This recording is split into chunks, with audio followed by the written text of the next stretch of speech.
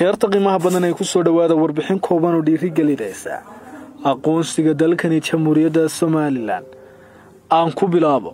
Jamhuuriyadda Soomaaliland waxay maraysaa xilli taariikhi ah iyadoo la sheegay in dalal ay ka mid yihiin Mareykanka, boqortooyada Ingiriiska, Sultanka Imaaraadka Carabta iyo in ka badan 17 wadan oo kale ay diyaar u yihiin inay si rasmi ah u aqoonsadaan Soomaaliland.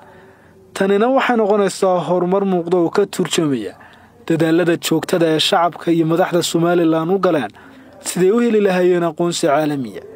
sida uu qoray warsidaha Daily News chapter DNA madaxweynaha dalka Jamhuuriyadda Soomaaliland Mudane Cabdiraxmaan Maxamed Cabdilaahi Cirro ayaa door weyn ka qaatay kor u qaadida xiriirka diblomaasiyadeed iyo kasbashada saaxiibo caalami ah, taasi oo horseedaysa in beesha caalamku u fiirsato Soomaaliland si dhab ah.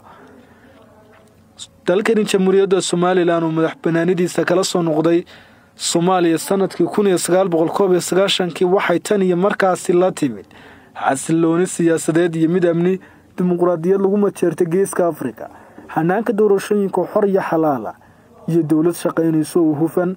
tallaabooyinkaasina waxay kasbadeen ixtiraam caalami ah iyadoo la filayo hadda in wadamo awood leh aqoonsi rasmi ah siiyaan qarankani dalka Jamhuuriyadda Soomaaliland, taasi oo albaabada u furi doonto fursada horumarineed maalgashi iyo kor u qaadida sumcadda qaranka Soomaaliland.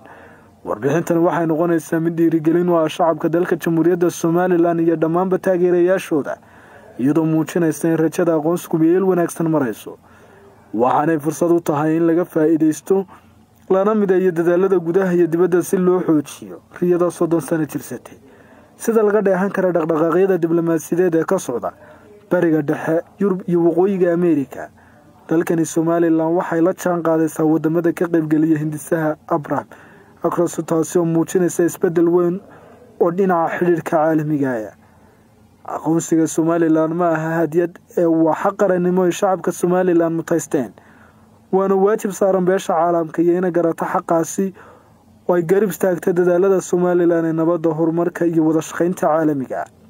Soomaaliland waa dal qaan gaadhay, dadkiisuna u qalmaan in la maqlo codkooda, waxaana la joogaa waqtigii dunida oo dhan lahayd waad istaaheshaan aqoonsi. Soomaaliland qarannimo ay dadkeedu dhisteen duniduna dhawaan ogaan doonto. waa Yaxya Muuse Ibrahim, Nairobi, telefishinka qaranka Soomaaliland, Hargeysa.